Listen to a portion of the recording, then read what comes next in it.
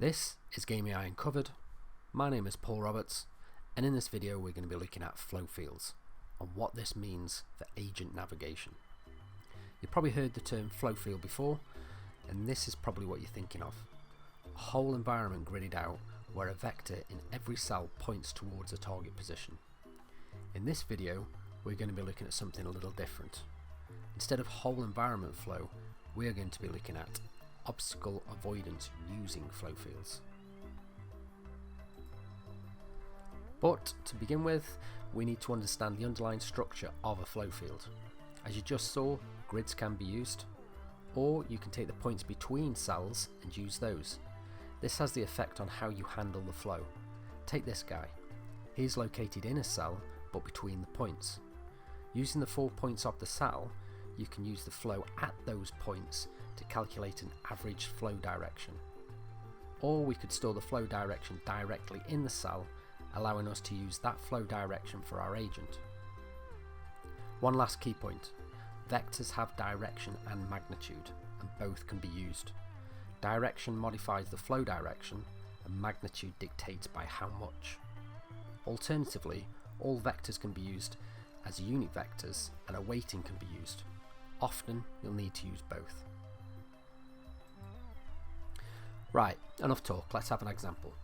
So we're going to use the same environment as before, but our agent is going to seek towards the target position. The green dotted line is our seek direction that we are going to try to adhere to. When we encounter an obstacle avoidance steering behaviour will kick in, which will override the seek direction. But note, our seek direction is still trying to get us to the target position and is incorporated into the new direction that our agent takes. When we've navigated around the obstacle, the seek behaviour will take over and we move towards the target once again.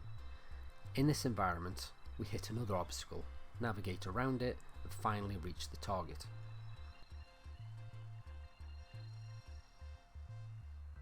This gives us this path. But to be clear, this is not pathfinding, and the blue arrows are just to represent the flow of the agent. Now what happens if we encounter other object types? This is going to impact upon our seek behaviour, and we'll need another type of obstacle avoidance to handle these. And the key point here is we will need to do this for every agent we are moving across the environment. Using flow fields, we can do this all in one go. So let's look at static flow. Static flow is the flow direction of objects in the world that don't move, hence the term static. So for our environment, the obstacles are the only objects that need some kind of flow directing our agents away from them. And you can layer up different static flow as and when you need it, and combine them all later. Next, we have dynamic flow. First, we have attractors. These generate flow that draws objects towards them and can be rectangular or more simply done as circles. Notice how the flow impact decreases the further away from the centre you get. This can be achieved with a simple function that scales the vectors based on the distance they are from the target. So let's take our giraffe and his seek movement. If we place an attractor in his path and step him along it again, at the point the giraffe enters the attractor's radius, his flow is affected. He still wants to seek towards his target position, but he gets drawn to the attractor. Each step draws him towards the attractor, but the seek behaviour is still active and will ultimately keep him moving towards the goal. This gives us a whole different route to the target when compared to the route he had previously taken. Next, we have repellers. These act in the opposite manner to attractors. Again, these can be rectangular to match the grid, but it is easier to calculate them as circles. So let's repeat our little journey across the environment, but this time incorporate a repeller. We just saw what happens when we encounter the attractor, but things change when we enter the radius of the repeller. We still want to seek towards the target position, that's the green dotted line, but the flow from the repeller pushes us around. The final route we take is now very different from the original route. So let's take a look at a couple of bespoke ways of modifying flow. First up, we have an approach to handling side-on collisions with other agents. This is something we will apply to agents we want to avoid. So the target will be located here. and in this example they will be facing to the right. Note, the flow will be rotated to align with their facing direction in an actual game. Our facing direction will be perpendicular to theirs. So, in a simple environment, we have a target we wish to avoid. If we seek towards our goal, it takes us into a side-on collision with them. So by applying this bespoke flow to the flow field, a modified route will look something like this. Next, we have an approach to handling head-to-head collisions with other agents. Again, this is something we will apply to agents we want to avoid. So the target will be located here, and in this example, they will be facing to the right. For a head-on collision, we will be moving in a somewhat opposite direction. Remember, the flow will be rotated to align with the target's facing direction. So back in our simple environment, we have a target we wish to avoid. If we seek towards our goal, it takes us into a head-on collision with them. So by applying this bespoke flow to the flow field, a modified route will look something like this. There's one final thing to cover before we bring all this together, and that is the concept of weighting. When an agent moves, it can have an impact upon the underlying flow. This agent is using a repeller to force other agents to move around it as it moves. But this impact can be modified by changing the weighting of the impact. This will change the magnitude of the flow vectors, but not the range. If we change the range as well, our agent has a much larger impact upon the flow of the environment. Both are forms of weighting and can be used separately or together to give a greater impact. The last thing we need to do is bring all this together. This example is going to stick to grid-based movement as it makes drawing the images clearer and easier to follow.